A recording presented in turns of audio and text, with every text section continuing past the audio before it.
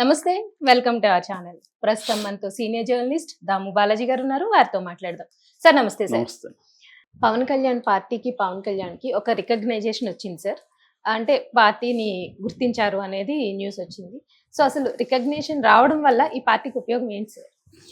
మామూలుగా పొలిటికల్ పార్టీలు 2 రకాలుగా ఉంటాయండి. ఒకటి registered party, recognised party. Registered party అంటే ఎవరైనా పొలిటికల్ పార్టీ పెట్టచ్చు. నువ్వైనా పెట్టచ్చు, నేనైనా పెట్టచ్చు. అలాగా ఎవరైనా పొలిటికల్ పార్టీ పెట్టచ్చు. దానికి రిజిస్టర్డ్ పార్టీ రిజిస్ట్రేషన్ చేసుకుంటాం, రిజిస్టర్డ్ పార్టీ ఉంటుంది. రికగ్నిషన్ రాదు. రికగ్నిషన్ రావాలంటే మన ప్రజాప్రాతినిధ్య చట్టం ప్రకారం ఎలక్షన్ కమిషన్ కొన్ని క్రైటీరియా, ఒక 5 రకాల క్రైటీరియా ఉందన్నమాట. ఒక పార్టీ రిజిస్టర్డ్గా ఉన్న పార్టీ రికగ్నైజ్డ్ పార్టీ కావాలంటే ఒక 5 క్రైటీరియాలు ఏదో ఒక క్రైటీరియాని మీట్ అవ్వాలి. సో అందులో ఫస్ట్ ఏంటంటే 6% ఓట్లు. ఇది నేను ఓన్లీ రాష్ట్ర పార్టీలకు మాత్రమే చెప్తున్నాను, జాతీయ పార్టీలు కాదు. ఇది ఎందుకంటే జనసేన రాష్ట్ర పార్టీ కాబట్టి ఒక రాష్ట్రంలో ఏ పార్టీ అయితే, ఫర్ ఎగ్జాంపుల్ జనసేన పోటీ చేస్తుంది, ఆ రాష్ట్రంలో జనసేనకు టోటల్ వ్యాలిడ్ ఓట్స్లో 6% ఓట్లు వచ్చి ఉండాలి. ఇది గతంలో రాలా. గతంలో 2019లో పోటీ చేసినప్పుడు 5.53% మాత్రమే జనసేనకి షేర్ వచ్చింది, ఓట్ల షేరు. అది రావడంతో పాటు 2 సీట్లు కూడా రావాలి. టోటల్ సీట్లలో 2 రావాలి. 2 రాలి, అప్పుడు ఒకటే వచ్చింది. కాబట్టి జనసేనకి అప్పుడు ఇవ్వలేదు. అయితే ఇప్పుడేమైంది, జనసేనకి టోటల్గా 21 సీట్లు వచ్చినాయి. పర్సంటేజ్ కూడా జనసేనకు మొత్తం ఓట్లు 23,17,747 ఓట్లు వచ్చాయి జనసేనకు మొన్న. ఎందుకంటే అది పోటీ చేసిందే 21 స్థానాల్లో కదా. 21 స్థానాల్లో పోటీ చేసినప్పటికి కూడా 23 లక్షల పైన ఓట్లు వచ్చాయి. 6.8% కూడా వచ్చాయి. అంటే ఇది క్రైటీరియా మీట్ అయిపోయింది. 6% కంటే ఎక్కువ ఓట్లు వచ్చాయి, 2 సీట్ల కంటే ఎక్కువ సీట్లు వచ్చాయి, 21 సీట్లు వచ్చాయి. కాబట్టి క్రైటీరియా ఓకే అయిపోయింది కాబట్టి ఇది ఇచ్చేసింది.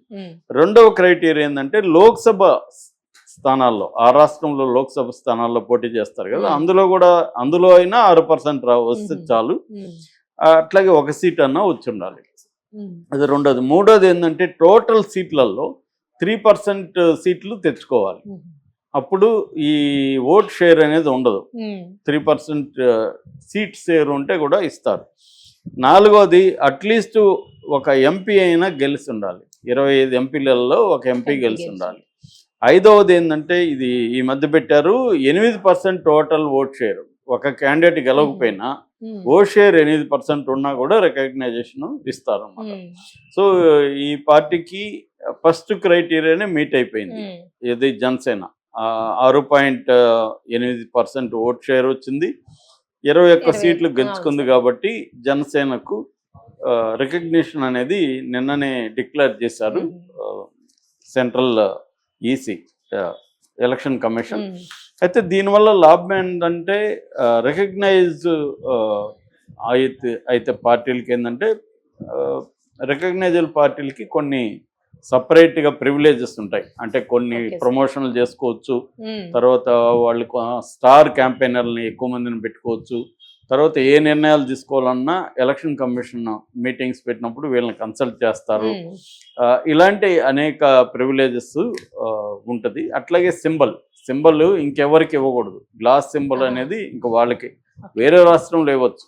ఉత్తరప్రదేశ్లో చేస్తే గ్లాస్ సింబల్ అవ్వచ్చు, ఇంకా ఆంధ్రప్రదేశ్లో కానీ ఇంకా వేరే వాళ్ళకి ఇవ్వరు ఆ రకంగా. ఎందుకంటే ఇప్పుడు గాజు గ్లాస్తో చాలా మంది దగ్గర ఉన్న సిమిలర్గా ఉన్న వాటితో గాజు గ్లాస్తో కూడా వేరే వాళ్ళకి ఇచ్చేసారు. అంటే వీళ్ళు పోటీ చేసిన దాంట్లో తప్ప మిగతా వాటిలో ఇచ్చేయడం అనేది కూడా జరిగింది. దానివల్ల బోల్డ్ కన్ఫ్యూజన్ కూడా వచ్చింది. సో అందుకని గాజు గ్లాస్ ఇప్పుడు పర్మనెంట్గా ఉంది కాబట్టి మామూలుగానే పవన్ కళ్యాణ్ గాజు గ్లాస్ని ప్రతి సినిమాలో కూడా ఏదో ఒక రకంగా ఆయన ప్రమోట్ చేస్తూ ఉంటాడు. అలాగా ఇప్పుడు ధైర్యంగా చేయొచ్చు. ఇంతకుముందు చేసినా కూడా దాన్ని ఇంకెవరో మళ్ళీ వాడుతుంటారు. అది మామూలుగా చదువు లేని వాళ్ళు కూడా చాలా మంది ఉంటారు. తర్వాత ఆ సింబల్ కరెక్ట్గా ఉండదు, పేరు చదవలేరు, అలాంటి ప్రాబ్లమ్స్ అంతా కూడా ఉంటాయి. సింబల్ అనేది వెరీ ఇంపార్టెంట్. అందువల్ల పర్మనెంట్ సింబల్ పవన్ కళ్యాణ్కి ఉంటుంది. అట్లాగే మిగతా రికగ్నైజ్డ్ పార్టీలకు ఉండే ప్రివిలేజెస్ అంతా కూడా పవన్ కళ్యాణ్ పార్టీ అయిన జనసేనకి ఉంటుంది. ఇది ఒక రకం పవన్ కళ్యాణ్కి నెక్స్ట్ స్టెప్గా మనం చెప్పుకోవచ్చు. అంటే ఓవరాల్గా ఇవాళ పవన్ కళ్యాణ్ మీద, పవన్ కళ్యాణ్ చుట్టూనే ఆంధ్రప్రదేశ్ రాజకీయాలు చర్చ మొత్తం తిరుగుతుంది. చంద్రబాబు మీద కంటే కూడా పవన్ కళ్యాణ్ మీద తిరుగుతుంది గత కొంతకాలంగా, ఎలక్షన్ ముందు కూడా. ఎందుకంటే ఆయన చంద్రబాబు జైలుకి వెళ్ళి ఒక రకంగా పవన్ కళ్యాణ్కి మంచి పని జగన్ చేశాడు. చంద్రబాబును అరెస్ట్ చేయకపోయింటే పవన్ కళ్యాణ్కి ఈ స్థాయిలో పేరు వచ్చేది కాదు. ఎప్పుడైతే అరెస్ట్ చేశాడో దానివల్ల తెలుగుదేశం శ్రేణులంతా కూడా బాగా డేలా పడిపోయి ఇదైన కండిషన్లో పవన్ కళ్యాణ్ స్ట్రాటజిక్గా జైలుకి వెళ్ళి ఆయన మద్దతు తెలపడం, పొత్తు పెట్టుకుంటామని అనౌన్స్ చేయడం, దీంతో ఏమైంది, తెలుగుదేశం వాళ్ళకి అందరికి కూడా ఒక సాఫ్ట్ కార్నర్ పవన్ కళ్యాణ్ మీద వచ్చింది. అంటే మనమంతా ఒక లోలో ఉంటే, డిప్రెషన్ కండిషన్లో ఉంటే పవన్ కళ్యాణ్ వచ్చి అన్కండిషనల్గా ఆయనకి ఎన్ని సీట్లు ఇస్తారు ఏమీ తెలియదు, అయినా కూడా ఆయన పెట్టుకున్నాడు. సో దాంతో ఏమైపోయిందంటే అందరికీ పవన్ కళ్యాణ్ పట్ల ఒక సానుభూతి వచ్చింది. సో చంద్రబాబు కూడా దానివల్ల ఎవరికి ఎప్పుడు ఆయన పొత్తులో ఉన్న ఏ పార్టీకి ఇవ్వని విలువ పవన్ కళ్యాణ్కి ఇచ్చాడు. ఆయన స్వయంగా వాళ్ళ ఇంటికి వెళ్ళి మాట్లాడడం కానీ, పవన్ కళ్యాణ్తో కలిసి వాళ్ళ పార్టీ సమన్వయ కమిటీ వేయడం కానీ, ఇవన్నీ ఎప్పుడు వేరే పార్టీలతో ఎప్పుడు చేయలే ఆయన. కానీ పవన్ కళ్యాణ్కి అంత పెద్దపీట వేశాడు. అక్కడి నుంచి పవన్ కళ్యాణ్ని పెంచడం కోసం లోకేష్ని ఎక్కడ వేరే నియోజకవర్గాల్లో తిప్పకుండా స్టార్ క్యాంపెయినర్గా పవన్ కళ్యాణ్ని అన్ని చోట్లకి తిప్పడం దగ్గర నుంచి ఇంకా పవన్ కళ్యాణ్కి ఇంపార్టెన్స్ ఇస్తూ వచ్చాడు. సీట్ల విషయంలో మాత్రం జనసేనకు అసంతృప్తి ఉంది. 21 అంటే ముందు వచ్చిన సీట్లలో కూడా కొన్ని త్యాగాలు చేయాల్సి వచ్చింది బీజేపీ కోసం. అక్కడ చంద్రబాబు కాంప్రమైజ్ అవ్వకుండా పవన్ కళ్యాణ్కి తక్కువ ఇవ్వడం అనేది చేశాడు ఆ విషయంలో. కానీ పవన్ కళ్యాణ్కి వ్యక్తిగతంగా ఇంపార్టెన్స్ ఇవ్వడం మాత్రం చంద్రబాబు స్ట్రాటజీగా చేశాడు. దాని తర్వాత గవర్నమెంట్ వచ్చిన తర్వాత నిజానికి పవన్ కళ్యాణ్ హెల్ప్ కానీ, ఇటు బీజేపీ హెల్ప్ కానీ అవసరం లేని కంప్లీట్ మెజార్టీ చంద్రబాబుకు ఉంది. 134 సీట్లు వచ్చాయంటే చాలా చాలా బ్రహ్మాండమైన మెజార్టీ. అయినా కూడా ఆయన పవన్ కళ్యాణ్కి పెద్దపీట వేయాలని ఆయన కోరుకున్న శాఖలో దాదాపు 5 శాఖలు ఆయనకి ఇచ్చాడు. దాని తర్వాత ఏకైక ఉప ముఖ్యమంత్రిగా ఆయన పెట్టాడు. ఇంపార్టెన్స్ ఇవ్వడం మొదలు పెట్టాడు. అన్ని గవర్నమెంట్ ఆఫీసుల్లో కూడా చంద్రబాబుతో పాటు ఈయన ఫోటో కూడా పెట్టమని. నిజానికి అవన్నీ చేయాల్సిన అవసరం లేదు లీగల్గా.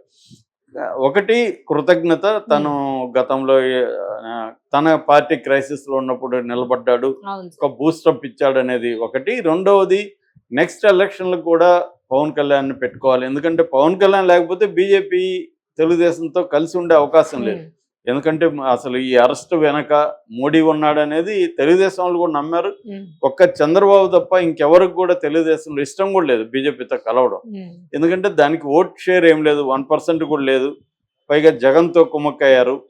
అరెస్ట్కి వాళ్ళ హెల్ప్ లేకుండా అరెస్ట్ చేసే పరిస్థితి లేదు. ఇలాంటి కండిషన్లో మనం ఎందుకు పోయి కలవాలి అనేది అనుకున్నారు. కానీ పవన్ కళ్యాణ్ పట్టుబట్టాడు, పవన్ కళ్యాణ్ బీజేపీని పట్టుబట్టాడు. అందుకని అదొక రీజన్. రెండవ రీజన్ ఏంటంటే సెంట్రల్లో పవర్ ఉన్న పార్టీతో పొత్తు పెట్టుకోకపోతే జగన్కి రేపు హెల్ప్ చేస్తే పోల్ మేనేజ్మెంట్లో మనం బలహీనపడతామని చంద్రబాబుకున్న అండర్స్టాండింగ్. వాళ్ళకి ఎంత పర్సెంట్